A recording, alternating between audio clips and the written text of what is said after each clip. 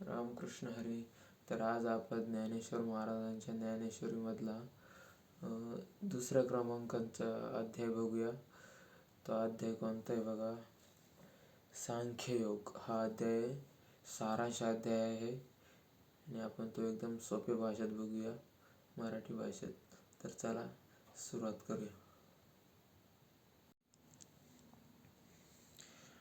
ह्या अध्यायात भगवान श्रीकृष्णांनी अर्जुनाला मोहाचा त्याग करून स्थितप्रज्ञ कसे व्हावे हे सांगितले आहे. संजय धृतराष्ट्राला सांगतो की पाण्यामध्ये मीठ जसे विरघळते किंवा वाऱ्यामुळे ढग जसे विरतात, तसे आप्तांच्या प्रेमामुळे अर्जुनाचे हृदय पाझरले आहे. अशा गलित गात्र झालेल्या अर्जुनाला श्रीकृष्ण समजावून सांगत आहेत की मोह टाकून तू शहाणा हो आणि जातिवंत क्षत्रियाप्रमाणे युद्धासाठी सज्ज हो. तुझ्या चित्तातली ही दुर्बलता या प्रसंगी तुझे अकल्याण करणारी आहे. भगवान श्रीकृष्णांचे हे बोल ऐकून अर्जुन आपल्या मनातील विचार श्रीकृष्णाला समजावून सांगत आहे. तो म्हणतो की हे युद्ध म्हणजे संग्राम नसून आमच्या हातून होणारी घोडचूक आहे असे मला वाटते. धर्माचरणाचे नियम सांगतात की कुलगुरू आणि मातापिता यांना संतुष्ट ठेवावे. माझे गुरु द्रोणाचार्य आणि प्रपितामह भीष्म आम्हा सर्वांनाच नित्य वंदनीय आहेत. त्यांच्याबद्दल मनात शत्रुभाव आणणे म्हणजे पापच नाही का? ज्या द्रोणाचार्यांनी ह्या अर्जुनाची धनुर्धारी म्हणून जडणघडण केली आहे, त्या द्रोणाचार्यांचा घात करणे म्हणजे भस्मासुरासारखे वागणेच नाही का? अशा गुरुवर्यांचा घात करून राज्यसुख आणि स्वर्गसुख भोगण्यापेक्षा या जगामध्ये भीक मागून किंवा गिरीकंदरी राहून जीवन व्यतीत करणे चांगले. त्यांच्या रक्ताने माखलेले सुख मला आनंद देणार नसेल.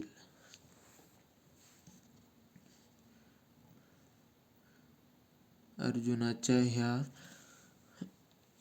आर्जवांचा भगवंतावर काहीच परिणाम झालेला नाही असे दिसल्यामुळे अर्जुन त्याला सांगू लागला की भगवंता, पूर्ण विचार करून मी माझे मन तुझ्यासमोर मोकळे केले आहे. मी पूर्णपणे गोंधळून गेलो आहे. मला योग्य काय आणि अयोग्य काय याचा बोध होत नाही. भगवंता, तूच माझे सर्वस्व आहेस. लहान मूल ज्याप्रमाणे आईला,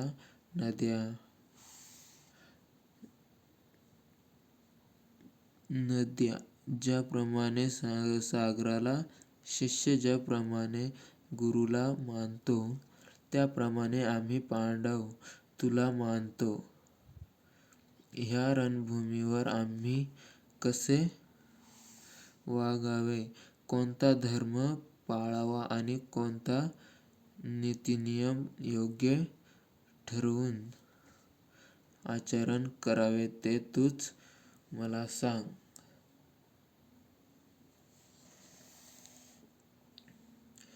अर्जुनाच्या स्थितीवर ज्ञानेश्वर महाराज म्हणतात की मोहरूपी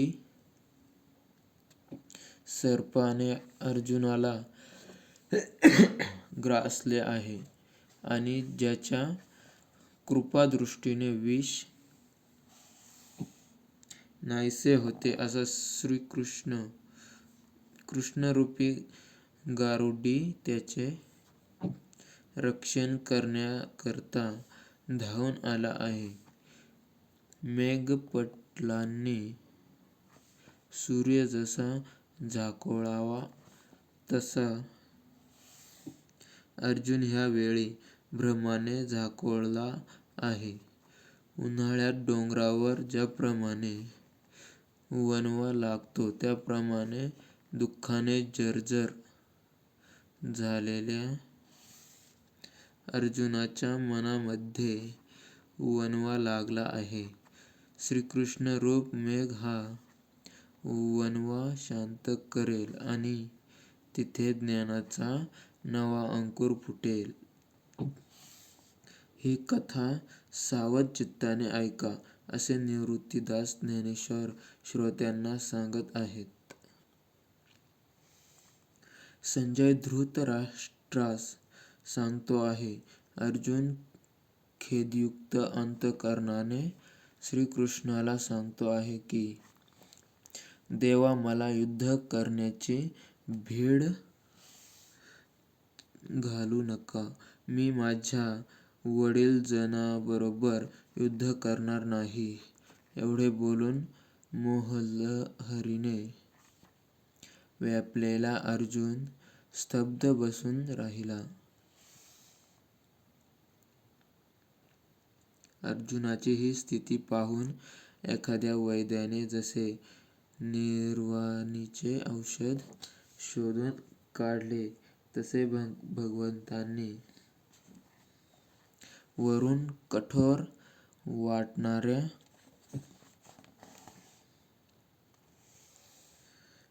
वाणीमध्ये बोलण्यास सुरुवात केली.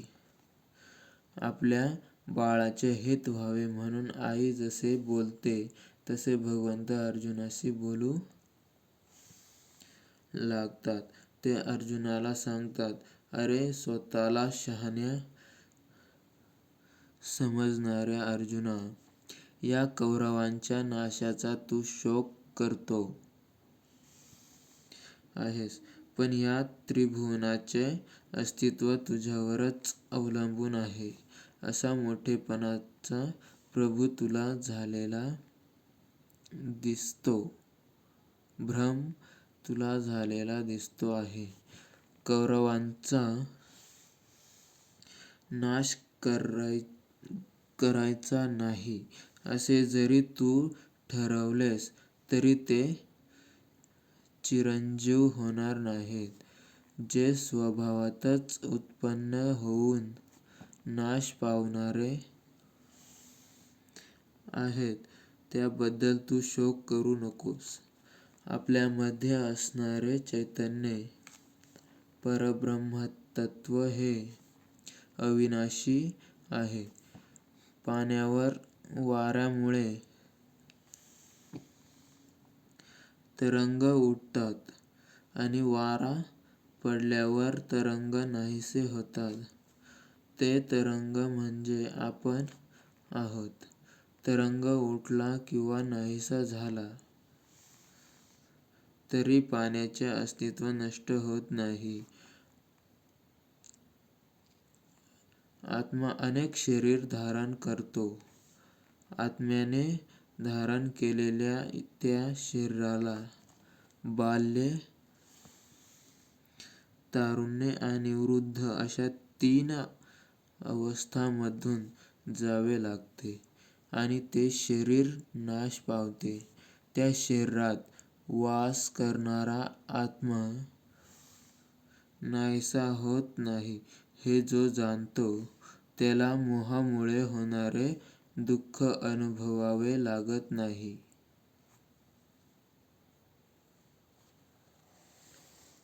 इंद्रियांच्या ताब्यात असलेल्या चित्ताला हर्ष आणि शोक यांसारख्या मानसिक अवस्थातून जावे लागते. विषय उपभोग घेणारी इंद्रिये हर्ष, शोक या भावनांना जन्म देतात.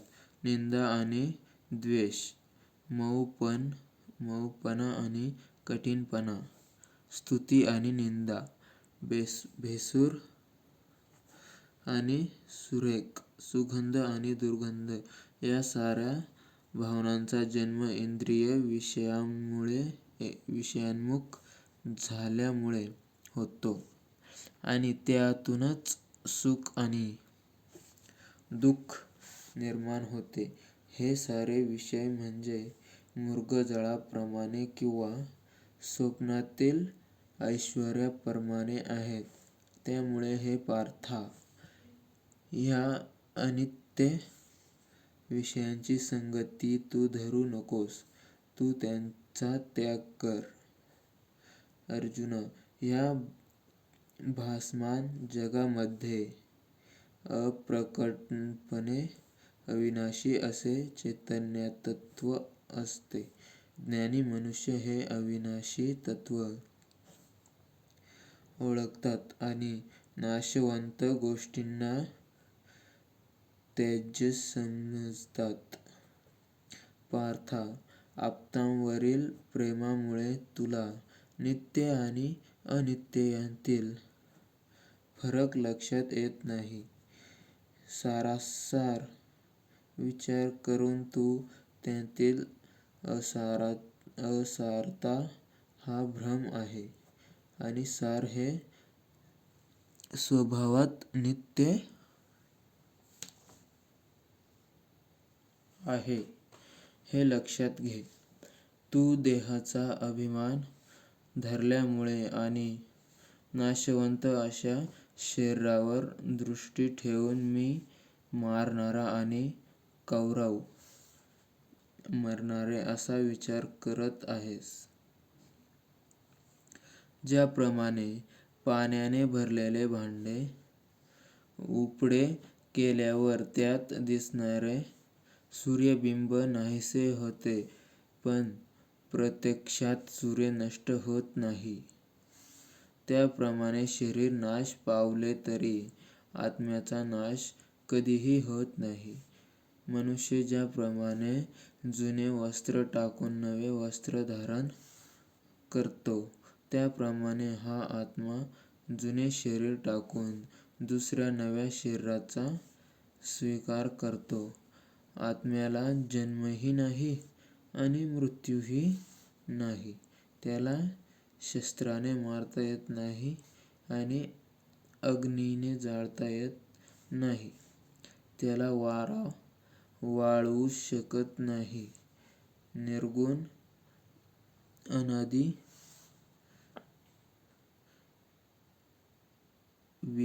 विकाररहित अशा ह्या आत्म्याला तू जाणलेस म्हणजे तुझे सर्व दुःख आपोआप नाहीसे होईल.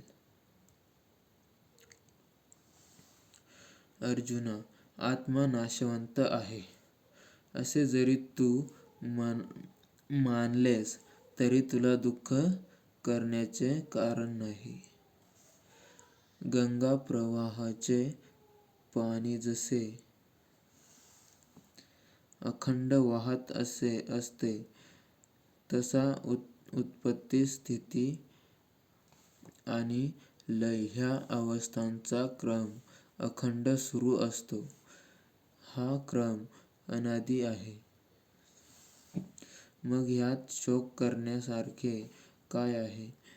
प्राणी हा जन्ममरणाच्या अधीन आहे. त्यामुळे जन्माला येणाऱ्या प्रत्येकाचा मृत्यू होणे हे अटळ आहे. अनेक प्रकारे जरी विचार केला तरी तुझे दुःख, तुझा शोक आणि तुझी भीती ही अनाठायी आहे हे तू लक्षात घे. प्राणी जन्माला येतो तो निराकार अवस्थेतून आणि मृत्यूनंतरही तो निराकार होतो. प्राण्याचे आधारतत्व जे चैतन्य ते अमिट म्हणजे नाश न पावणारे आहे. या चैतन्याची ओढ लागल्यामुळे संत विरक्त होतात. ज्याप्रमाणे निरनिराळ्या नद्या समुद्राला येऊन मिळतात, समुद्रात जागा नाही म्हणून त्या मागे परतत नाहीत, त्याप्रमाणे थोर पुरुषांच्या बुद्धी ब्रह्मसाक्षात्काराबरोबर तद्रूप होऊन जातात. असे पुरुष पुन्हा संसारात येत नाहीत.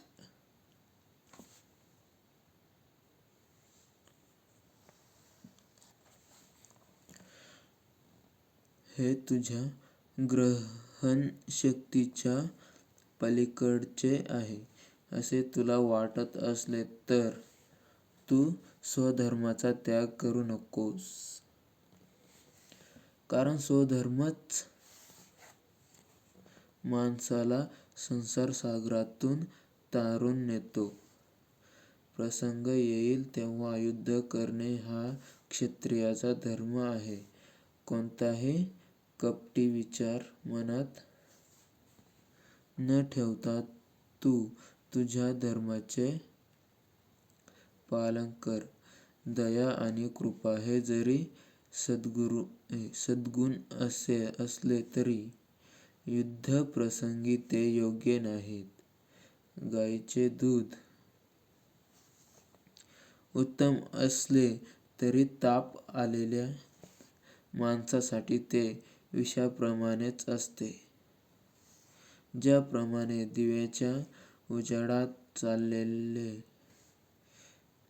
असता अडखळायला होत नाही,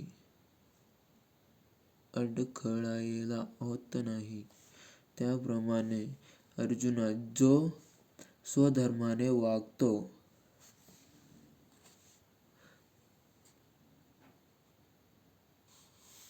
त्याच्या सर्व इच्छा पूर्ण होतात. अर्जुना, हे युद्ध म्हणजे तुझे पूर्वजन्माचे भाग्यच आहे असे समज. हे युद्ध तू टाळू नकोस.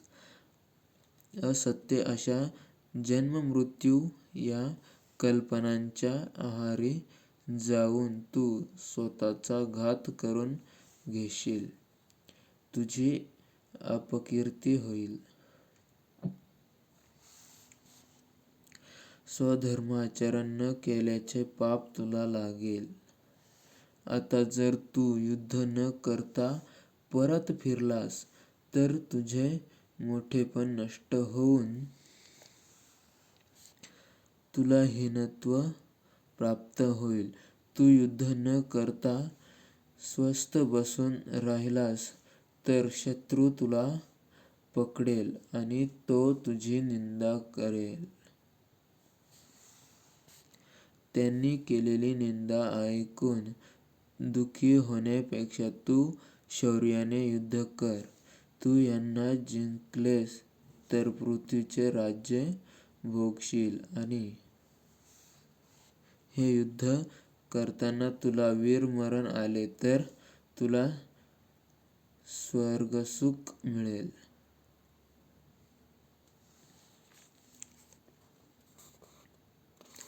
आता अधिक विचार न करता हातात धनुष्य घेऊन सिद्ध हो.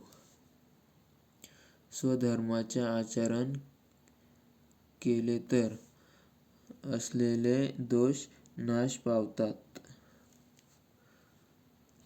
फलाच्या आशेने तू स्वधर्माचे आचरण केलेस तर मात्र दोष लागतील. निष्काम होऊन तू तुझ्या क्षत्रिय धर्माचे पालन कर. म्हणजे तुला कोणतेही पाप लागणार नाही. सुख मिळाले तरी आनंद मानू नये, दुःख प्राप्त झाले तरी खेद मानू नये. योग्य अशा स्वधर्माने वागत असताना जे बरे वाईट मिळेल ते मुकाट्याने स्वीकारावे अशा रीतीने मनाचा निश्चय केला म्हणजे कोणताही दोष घडत नाही. ज्याप्रमाणे दिव्याची ज्योत लहान असूनही तिचा प्रकाश मोठा पडतो, त्याप्रमाणे सद्बुद्धी अल्प असली तरी तिला लहान समजू नये. जे ज्ञानी आहेत ते जगात दुर्लभ असलेल्या या सद्बुद्धीची अनेक प्रकारे इच्छा धरतात. सामान्य विद्येचे ज्ञान मिळवून ऐहिक सुखांचे मागे लागणाऱ्यांची संख्या मोठी आहे आणि त्यांची कार्यक्षेत्रेही विविध आहेत. मृत्युलोकी जन्म घेऊन यज्ञादिक कर्मे आचरून आनंददायक असे स्वर्गसुख भोगण्याची इच्छा धरतात. त्यांचा उद्देश भगवंताची प्राप्ती हा नसतो. अर्जुना, तू मात्र ह्या वेदीय आचरणांना तुझ्या चित्तामध्ये थारा देऊ नकोस, कारण त्यामुळे शेवटी सुखदुःखेच भोगावी लागतात. तू तुझे चित्त नित्य आनंदपूर्ण असलेल्या आत्मतत्वाकडे लाव. त्यासाठी तू अहंकार सोड, फलाची इच्छा सोड. अशा स्वधर्माचे पालन कर. स्वधर्माचे पालन कसे करावे आणि ते तसे केले नाही तर काय होईल, हे ज्ञानेश्वरांनी अनेक दृष्टांत देऊन सांगितले आहे. ते सांगतात की ज्याप्रमाणे उत्तम स्वयंपाकीण नाना तऱ्हेचा चांगला स्वयंपाक तयार करून तो मोल घेऊन विकते, त्याप्रमाणे अविचारी आणि अज्ञानी लोक सुखोपभोगासाठी धर्म गमावतात. वेदांतील अर्थवादात मग्न असलेल्या लोकांच्या मनात दुर्बुद्धी वास करते, असे श्रीकृष्ण अर्जुनाला सांगतो. ज्यामध्ये कर्म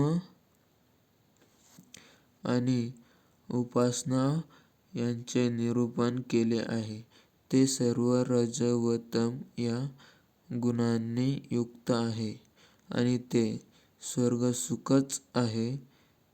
तू सत्व, रज आणि तम या त्रिगुणांना टाकून दे आणि अहंममता सोडून दे. तुझ्या अंतःकरणाला आत्मसुखाचा विसर पडू दे. वेदांत जरी पुष्कळ मार्ग सांगितलेले असले तरी त्यातील आपले हित ज्यात आहे तोच मार्ग आपण निवडावा.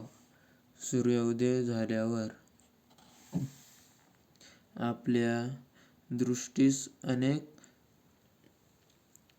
रस्ते दिसतात, परंतु या सर्वच रस्त्यांनी मनुष्य चालत नाही. ज्ञानी लोक वेदार्थाचा विचार करून शाश्वत ब्रह्माचा स्वीकार करतात.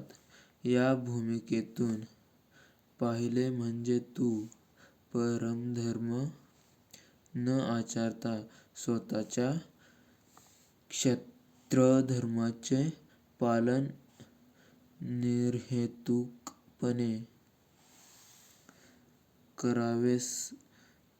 करावेस असे श्रीकृष्ण अर्जुनाला सांगतात. हेतुरहित आचरणामुळे तुझे कोणतेही कार्य पूर्ण झाले, असफल झाले किंवा ते मध्येच सोडावे लागले तरी तुझ्या मनात हर्ष शोक उत्पन्न होणार नाही. हेतुरहित आचरण हे ईश्वरार्पण होते.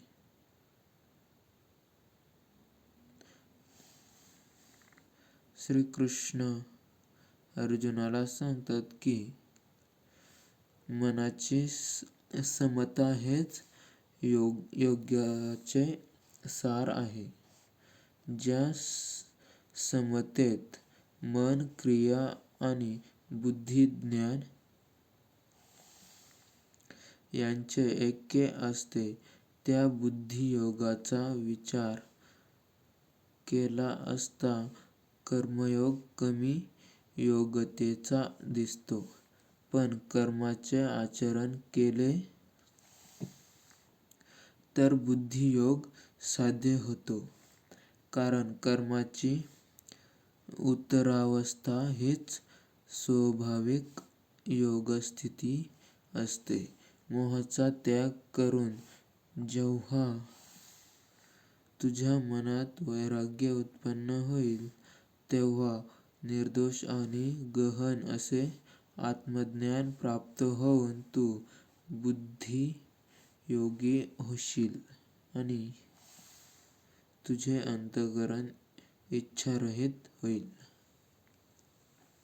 श्रीकृष्णांचे हे भाषण ऐकल्यावर अर्जुन श्रीकृष्णाला विचारतो की स्थितप्रज्ञ कोणाला म्हणावे? तो कसा ओळखावा? ते मला स्पष्ट करून सांगा. स्थिर बुद्धी आणि निरंतर समाधिसुख भोगणारा कसा ओळखावा? तो कोणत्या स्थितीत असतो? तो कोणत्या रूपात वर्तन करतो? हे कृपा करून मला सांगा. तेव्हा षड्गुणे धैर्यसंपन्न आणि सर्व गुणांचे अधिष्ठान आणि परब्रह्मावतार भगवान श्रीकृष्ण अर्जुनाला सांगू लागले की अखंड समाधानी स्थिती गाठण्यातली मोठी अडचण म्हणजे मनात उत्पन्न होणारी अभिलाषा. ही अभिलाषा जिंकून ज्याने चित्ताची स्थैर्यता साधली त्याला स्थितप्रज्ञ म्हणतात. त्याने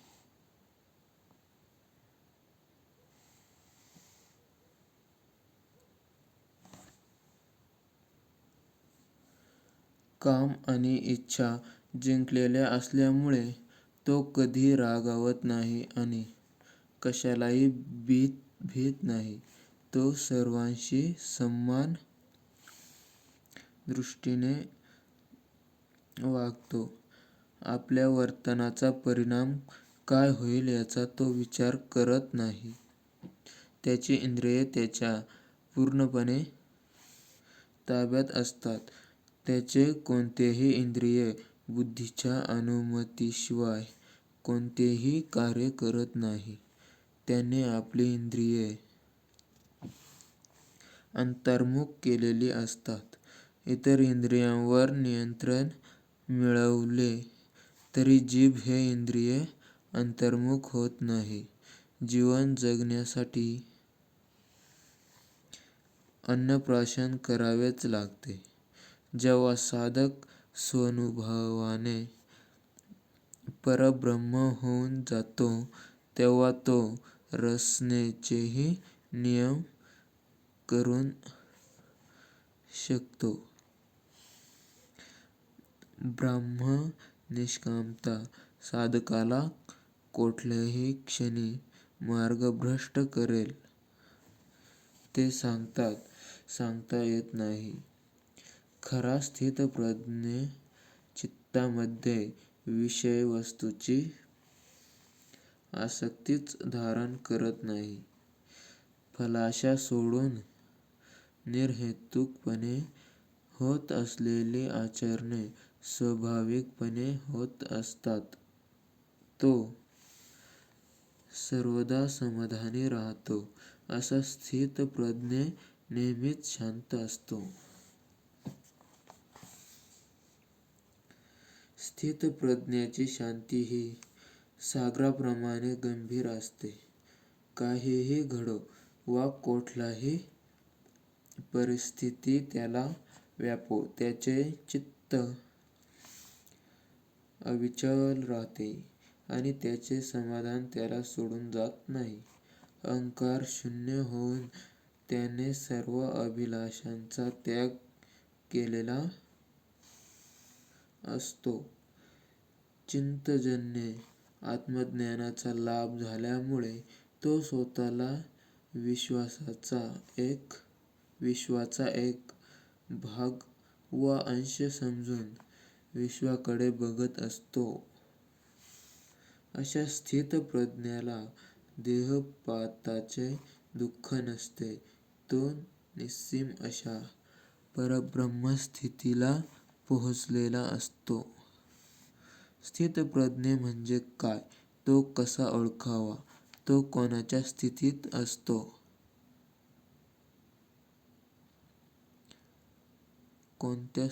असतो? त्याचे वर्तन कसे असते हे सर्व श्रीकृष्णांनी सांगितल्यामुळे अर्जुनाला आनंद झाला. 3ऱ्या अध्यायात अर्जुन आपल्या मनातील आणखी काही शंकांचे निरसन करण्यासाठी भगवंतांना काही गहन प्रश्न विचारले. तो प्रसंग म्हणजे अमर्याद विचारामृताचा सागरच आहे.